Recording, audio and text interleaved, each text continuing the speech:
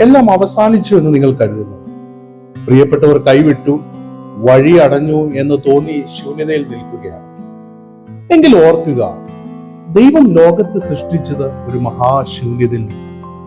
ഉൽപ്പത്തി പുസ്തകം പറയുന്നത് ഭൂമി രൂപരഹിതവും ശൂന്യവുമായിരുന്നു എന്നാണ്. ഈ ഇരുട്ടിലേക്കാണ് ദൈവം വെളിച്ചമയച്ചത്.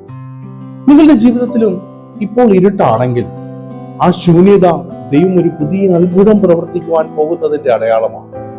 മനഃശാസ്ത്രപരമായി പറഞ്ഞാൽ നമ്മുടെ ഉള്ളിലെ പഴയ ചിന്തകൾ പൂർണ്ണമായി തകരുമ്പോഴാണ് പുതിയതും ശക്തവുമായ ബോധ്യങ്ങൾ ജനിക്കുന്നത്.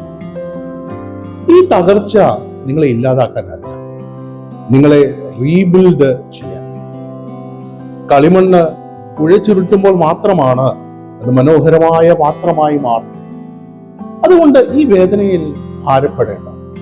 ശൂന്യതയിൽ നിന്ന് നക്ഷത്രങ്ങളെ സൃഷ്ടിച്ച ദൈവം നിങ്ങളുടെ ജീവിതത്തിലും വെളിച്ചം കൊണ്ടുവരും.